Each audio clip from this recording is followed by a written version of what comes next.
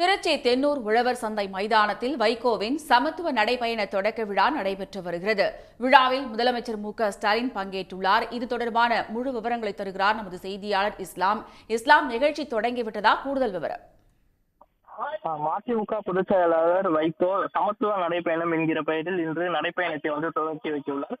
தமிழ்நாட்டில் சமத்துவம் நிலவ வேண்டும், சமய நல்லிணக்கம் தலைக்க வேண்டும் என்பதை வலியுறுத்தி இந்த நடைபயணத்தை அவர் துவக்கி வைக்கிறார்.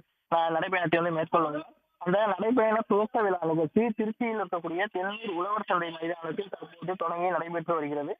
இந்த நிகழ்ச்சியில் முதலமைச்சர் மு.க.ஸ்டாலின் கலந்து கொண்டுள்ளார். முதலமைச்சர் மு.க.ஸ்டாலின் இன்னும் சற்று நேரத்தில் அந்த நடைபயணத்தை துவக்கி வைத்துள்ளார்.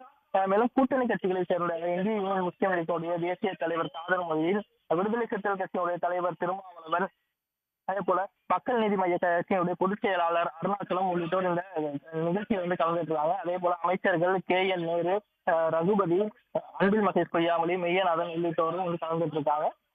இவர்கள் இந்த நிகழ்ச்சி தற்போது தொடங்கி நடைபெற்று வருகிறது. மதிமுகவுடைய முதன்மை செயலாளர் துரை வைத்து வரவேற்புரையாற்றி வருகிறார். இதனை தொடர்ந்து கட்சியினுடைய தலைவர்கள் ஒவ்வொருவரும் இந்த வைகோவுடைய நடைபயணம் வெற்றி பெற வாழ்த்துறை வழங்குறாங்க. வாழ்த்துறையை நிறைவடைந்த பின்பு முதலமைச்சர் மு.க.ஸ்டாலின் இந்த நடைபயணத்தை துவக்கி வைக்க உள்ளார்.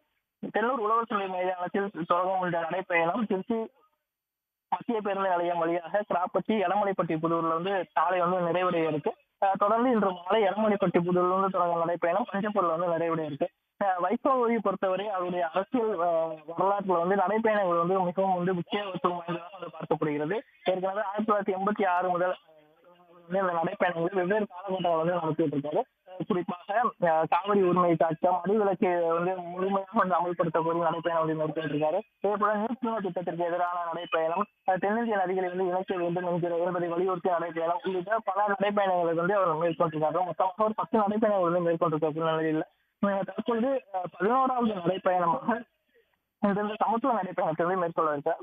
தேர்தலுக்கு முன்பாக நடக்க உள்ள இந்த நடைபயணம் முக்கியத்துவம் வாய்ந்ததாக பார்க்கப்படுகிறது. இந்த நடைபயணத்தில் அவர் இந்த சமய நல்லிணக்கம் குறித்தும் சகோதரத்துவத்தை வலியுறுத்தி ஒரு பிரச்சாரம் மேற்கொள்ளக்கூடிய அதே நிலையில வரும் தேர்தலில் திமுக கூட்டணி வெற்றி பெற வேண்டும் என்பதற்காக திமுக ஆதரவாகவும் பிரச்சாரம் மேற்கொள்ள இருக்காரு. திமுக அரசுடைய இந்த 5 ஆண்டு சாதனைகளை விளக்கியும் அடுத்து 2026 திமுக ஆட்சி அமைய வேண்டிய முக்கியத்துவத்தை வலியுறுத்தியும் அவர் தேர்தல் பிரச்சாரத்தை மேற்கொள்ள வருகிறார். ஆக ஒரு தேர்தல் பிரச்சார ஒரு நடைபயணமாகவே இந்த நடைபயணம் பார்க்கப்படுகிறது.